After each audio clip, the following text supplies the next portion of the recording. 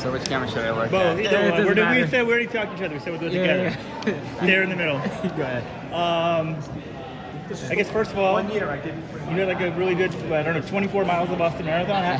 How do you evaluate it right now? You know, I'm happy about it because I swung for the fences. I went for it, and I think it was something that after Chicago was a little like Chicago was good, but I had to do a lot of the leading. I was kind of on my own. Like I got that 2:08 in, but it was like I wanted to run faster, and I think I could have had I ran with a group that was like ahead of me for most of the race. And I mean, I went into this race like, okay, like let's see what happens. Like it's Boston, anything can happen. You can assert yourself to the front.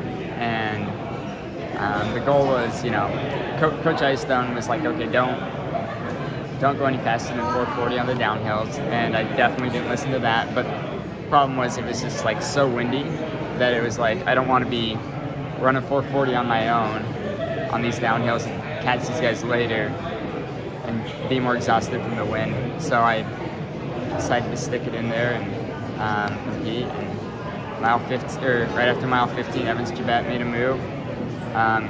Chavez was telling me they ran 4:25 for that mile. I ran 4:33, and then it was just kind of like working into hair for a bit. Caught Kipchoge with about 3 miles to go, passed him for about 200 meters, and then he flew right by me. You did pass him. I did pass him. Right. And then about 2 miles to go, I looked down at my watch just to kind of see what pace I was running, and then I started blacking out. And it just kind of became like, oh crap, like I need to finish. Like I don't think I'm gonna finish, and it just kept going dark, and I kept like, I don't know. I kept seeing like about this much of what's in front of me, like for what my eye usually can see. Was it just like black just started surrounding everything. Have you experienced that in a race before? Not in a race, no. This is the first time. you have in other instances outside of a race? Yeah, like I don't know, like being dehydrated or something. Like, what do you think it was? I don't know. I think general fatigue was a big part of it, but I had to go to the medical tent after. I was hypothermic. They had after I was in there for a minute, they measured my temperature to 94 degrees. I don't know how hypothermic that is, but I was pretty cold. And then they thought it was low blood sugar. So I don't know. I think it's just I went out too hard. Like, but I'm happy I did it. Like, but yeah, the last 2 miles just tried to run about 6 flat pace to finish.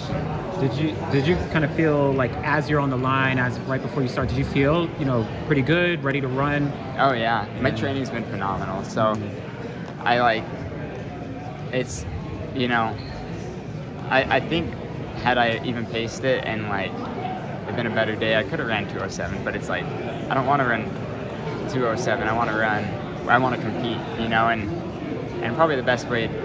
I don't know what the best way to have ran 2:07 right now is. Maybe I'll go back and look at it and then analyze it and then throw it out the window, because every race is different, no matter if it's the same course or not. But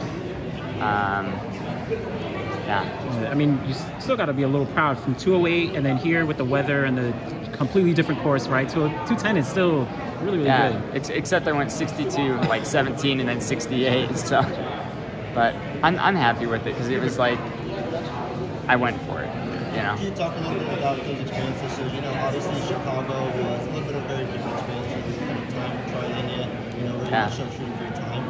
As opposed to this race, you very much so were in the thick of it. Obviously, you popped off as the first competitor. You were right up there, you know, always constantly competing.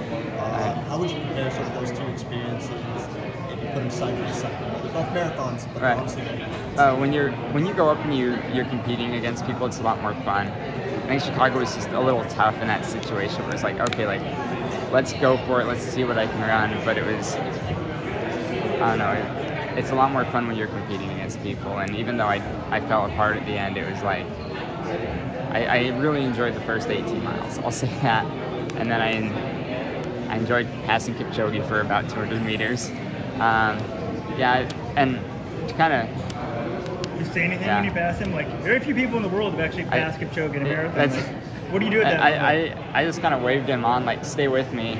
Oh, you should have done that. He takes that positive. That's true. He probably took that positive. He's like, oh, I'm gonna beat this guy. Oh, he wants me to pass him. I'll pass him. No, I did. There was one part I got to the lead, and I kept getting to the lead because they would run, like, everybody sat on Kipchoge. Kipchoge's hasn't ran this course before, and they'd run like long tangents. So I take the short tangent, and then I get in the lead. It happened right before the 5K mark, and I was like, well, I might as well just go for my bottle. Like, might as well put myself to the front. That way I don't have to deal with any traffic for the bottles. Mine was at like the end of the tables. And it's just kind of hard when you're trying to weave in and out. So that's one of the reasons I was more front on the splits, because that's where they had the splits right before the bottles. What's it like leading the Boston Marathon? It's fun. What are you thinking at that point? Relax.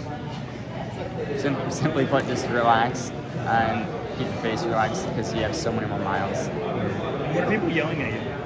Fans? A lot of Go Mantz, a lot of USA. It's pretty special. Wellesley, is it Wellesley? Wesley? Yeah, it got so loud. Like, Wellesley, yeah. It got that was actually kind of tough, because like I was just throwing me off. It's like a wall of noise. I know, like one of the canyons went like this. It's just like, it's like I don't want to hear this. Does that give you a little bit of adrenaline though, even though it's kind of going through a tough race, but does that give you a little adrenaline? Oh, absolutely, especially in the early miles. But the later on, you're just like, you don't even care.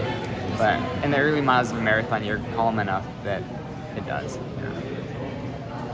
what do you think now between now and the Olympic trials? Gonna do a track season, have some fun with that. Don't know any races really other than USA's that are on my schedule, but I think, yeah, just kind of prep for an Olympic trials race where it's gonna be slower. I'm gonna go out slower than I am today, and just kind of get into some really good rhythm running. I'll probably run similar to how I ran in Chicago, just to make sure I don't. I don't know. I feel like if I run 208 flat, that'll pretty much secure me a spot on the team. And if it doesn't, then we have 3 amazing Americans that'll go. So. True. Good. Well, Scott and Matt beat you as the first American today. Right. Did they say anything when they go by you? Like, what happens there? No, I cheered Scott on. I was like, "Get it, Scott," because I was like conscious, but like because I kept going in and out like with my vision. It was like, I'm not gonna risk it. Like I'm not gonna pick it up, and I don't think I could have ran any faster than 5:20 or 5:10 pace for the last few miles. This guy was probably going like 5 flat or 4:50. So no more marathons? You think you'll do a full marathon? I might. I'll have to ask Coach. I know when Jared did when Jared made the team, he didn't do a full marathon that year. So I don't know. But when he didn't make the team, he did. So with the shoes, you think you can bounce back quicker? I think you can.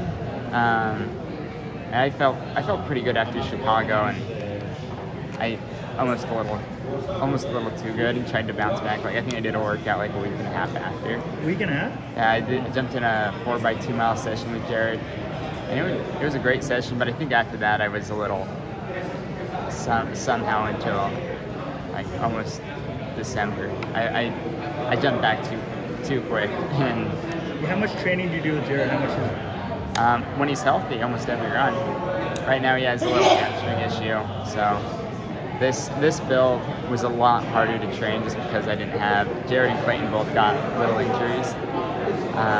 So he was either with the BYU team or on my own. That's a lot more tough, especially in marathon like training. on a bike with you, or you're just out there running? Coach is in his car, at least on the hard workouts.